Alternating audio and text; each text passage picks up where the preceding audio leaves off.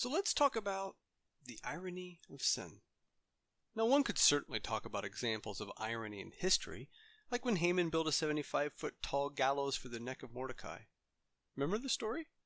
When Haman's wicked plot was uncovered, the king declared, "Hang him on it."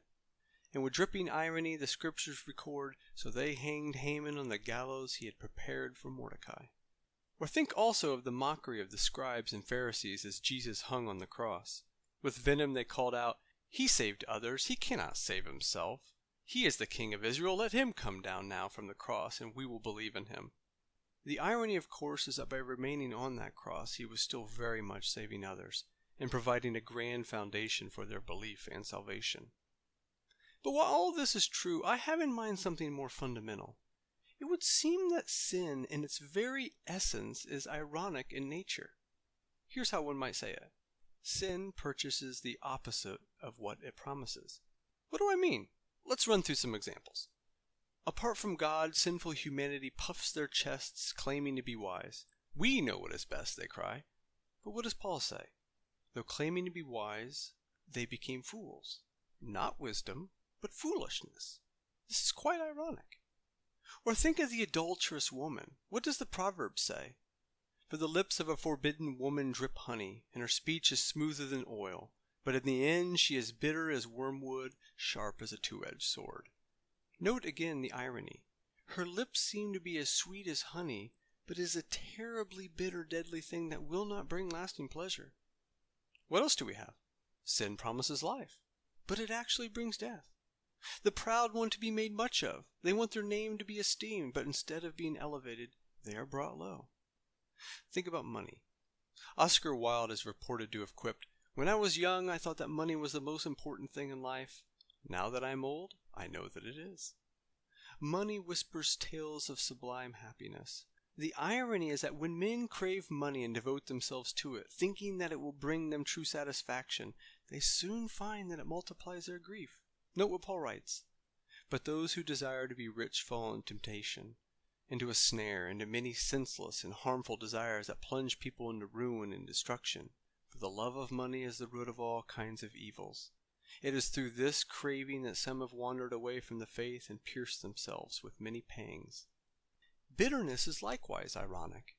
In the case of those who have been wronged, or think they have been wronged, and nurse a grudge for weeks or months or even years, the anger reserved for the offender has a way of consuming the embittered person. They want to punish those who wrong them. Yet as they continue to hold on to their anger, refusing to forgive, all the while entertaining vengeful thoughts in their minds, they live a tortured existence. The one they love to hate holds them in bondage, driving them ultimately towards depression and even Satan himself. Slothfulness. The man who refuses to work, desiring to live the life of ease and comfort, stretching out on his couch, content with daytime TV and all other manner of trivial occupation, may be too lazy to open a Bible and learn about the folly of such sluggardly behavior. By cherishing idleness and excessive relaxation, he does not realize, as the Proverbs warn, that poverty and need will assault him like a thief or an armed guard, thereby stealing his comfort. Ironically, the hand of the diligent will rule, while the slothful will be put to forced labor. His cravings won't be met, his way will be full of thorns, and his stomach will soon be empty and hunger will overcome him. Even his own house will rebuke him, says the teacher. Through sloth the roof sinks in, and through indolence the house leaks, which will, it should be pointed out, bring more work. There is the thought, too, that sin brings freedom. But what does Jesus say?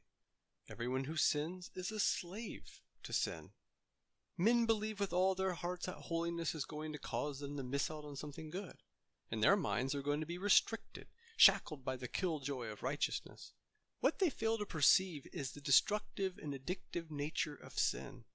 Is the young man glued to the internet playing World of Warcraft for hours on end free? What about the person who finds himself searching after more and more porn? Or what about the alcoholic? Or the power-hungry politician, the junkie, or the fame-consumed celebrity? This is not freedom, but slavery. In the end, sin glitters with great promise, enticing us to indulge without a care in the world. The dirty little secret, though, is that sin ultimately purchases the opposite of what it promises. And this, it should be noted, is very ironic.